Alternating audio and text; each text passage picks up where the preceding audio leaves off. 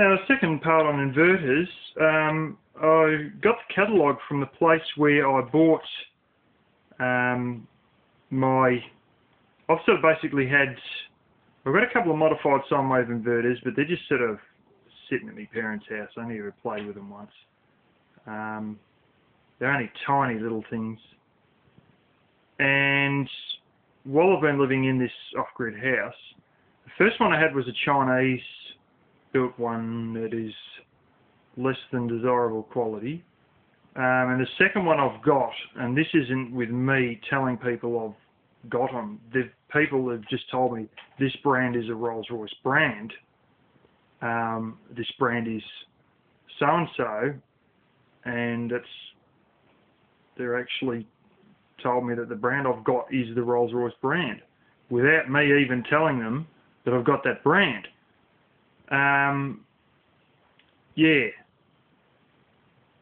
But there's sort of inverters, and then there's inverters, and you'll learn this when you have a little bit of experience, and you get a chance to talk to the big boys who put in the decent systems. And I was flicking through the catalogue of this place that sold me the shonky little Chinese inverter. And they've basically got a big bit on here how essentially any motors that start up under load or have a heavy load startup, you can just forget them. They talk particularly of air conditioners and fridges. The fact that when the motor starts, it's automatically under a load, like it's not like something you turn on and as it's like a fan, as you're starting it up, it's barely moving in the air, and then as it gets up to speed, then it starts moving quite a bit of air. They're talking about ones that the second the switch goes on, they're already pushing a lot.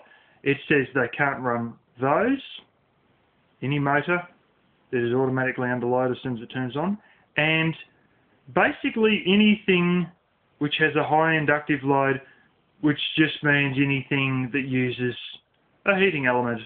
And they're telling me that with a sine wave inverter that may be rather large, I can't run a 45 watt electric blanket. Alrighty then. Didn't look very good. The other one they say a lot about is full, not your little fart fluorescents like your little tiny ones to replace your incandescent lights, but your big bar fluorescents with the starters in them. Those starters can cause a lot of havoc. And they've also, fluorescent doesn't completely work in harmony with mains, so they've done something to not mess around with the waveform of the mains power coming through the lines. They put this capacitor in, which then causes a hell of a schmozzle with your inverter trying to start it, because it almost is like a short out sort of a situation, or a real heavy load situation or something. It's a bit over my head, but basically they turn around and say no engines that start up under load, no engines that start with, you know, like large engines that seem to start with a lot of power, like large angle grinders, no bar fluorescence, and no heating elements is essentially what they say. So yeah, anything that starts with a hell of a thump to it, like a big angle grinder or anything large, any engine which starts under some sort of a load, like instantly under the load as soon as it turns on, and any heating element. And that's what it says in this little book of the people who sold me the shonky Chinese one. So I was talking to the big boys, and we're talking about startup loads on electric motors, and they said, we just times it by 10. If we know that the startup motor runs at a certain watts, we want to make sure that this inverter has the ability to do tenfold what the continuous rating of the motor is. And I said I thought it only starts up like about sixfold, maybe in worst case scenario eightfold. And I have heard of some of them only starting at 4, but usually it's 6, but if you want to cover it, eightfold. And he said, yeah, well, we like to go a little bit overboard and we just make sure it's tenfold. And so I understood that. And I said, well, what's all this stuff I've been reading in this catalogue?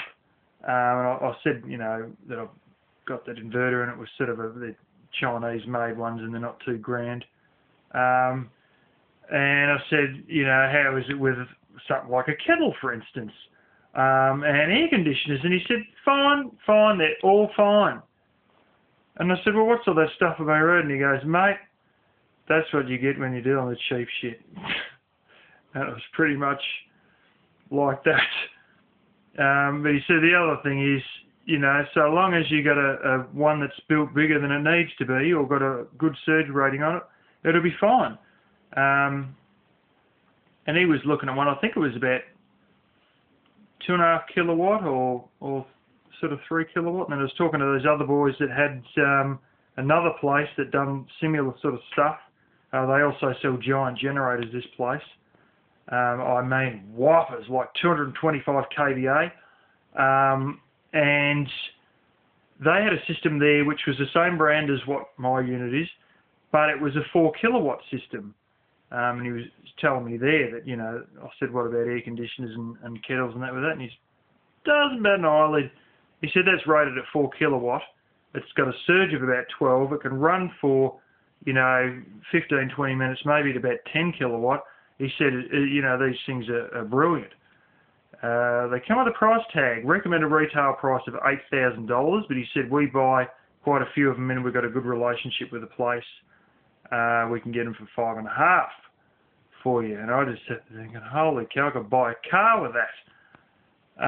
But, you know, they also have 2 kilowatt systems, and when I eventually get another house, that's probably, I'll be looking around the 2-3 kilowatt sort of system, and, you know, I'll have to fork out appropriate money when it comes to it. But yeah, these Chinese ones that I've come across, you may not come across the same thing because we use 240 volts here. But they have a little sign in the shop rated at 60 degrees Celsius. Ha ha ha. I got to 31.5 degrees. Right, I'm talking, I think it's about 87, 88 Fahrenheit. I think it's 88 Fahrenheit. And that was it. She wouldn't run the load it's supposed to. The little fan on the back was going the whole time. You know, I even had the fan start up with one single 13 watt light on, and they just can't handle any heat at all. And I put my hand over the top of where the fan was blown out, and I'm not joking, it was like a blow heater. It was that hot. And, you know, rated to 60 degrees Celsius. And here we are with shutouts and messing around and real issues and fans running non-stop, and you could tell it was really getting under stress at 88 Fahrenheit. Yeah, pretty useless. And it was around about that time I made a mad dash to get the unit I now use, which doesn't have any fan but does have big fins on the outside, and it's never been anything more than slightly warm. And that one is rated at 60 degrees Celsius, but it's Australian built, high quality Rolls-Royce job. And I've never felt anything except the fins being slightly warm. They've never got anywhere near what you'd call hot. And there's no fan in it either, of course.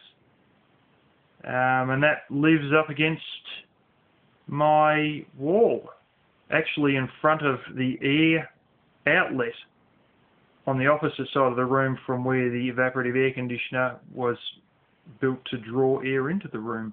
So as the air would pass over me and then pass out of the room, it would blow over the fins of that device. Yeah, and you can tell just by looking at it, it's commercially built. It's built like you could knock out a horse at the bloody thing, compared to the Chinese one, which is all flimsy. They've got a blooming hole to put screws in to mount it on something, and if you put a screwdriver in and try and put that screw through, you're scratching one of the power LEDs or something of this Chinese thing. And, you know, there's inverters and there's inverters. And there's temperature ratings by the Chinese, which is just slam bam, thank you ma'am, who gives a damn. And then there's temperature ratings by honest people.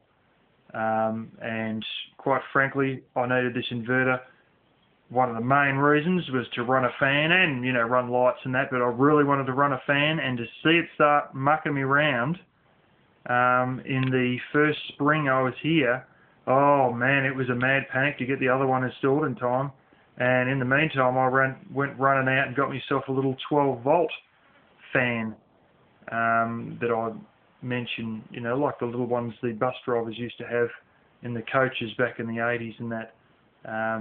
$20, you probably get them even cheaper in the States. I got one of those just in case all inverters do fail. I've got a 12-volt fan.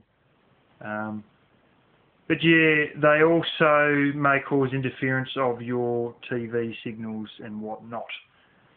Try and keep your TV antenna away from the inverter. And yeah, the inverter close to the battery, and if you've got fridges or any other heavy draw devices, keep them close to the battery, keep them all on heavy wiring. Oh, if you get the positive and negative contacts on the wrong way around on an inverter, you'll blow the whoopee-doos out of it. And believe me, they don't want to honour the warranty if you've done that. So remember, if you get a cigarette lighter plug one, the centre is positive. The prongs on the outside, there may only be one of those prongs connected, not two on the sides.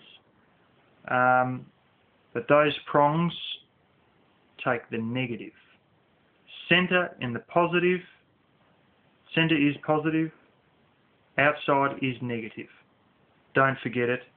Don't hook it up wrong, or you'll have a very expensive device that dies very quickly. Some of them, the good ones, are fused, others just die on the spot. And if you hand it back and they go to take the top off, they can tell when they go to have a look in the insides exactly what you've done. They know exactly that you've hooked them around the wrong way, so you can't pull the wool over their eyes. So yeah, that's a bit about inverters. I'll do a third one on the other ones they have that I saw, these monster ones, that are a bit more extended. They're a bit more than just inverter in the one box.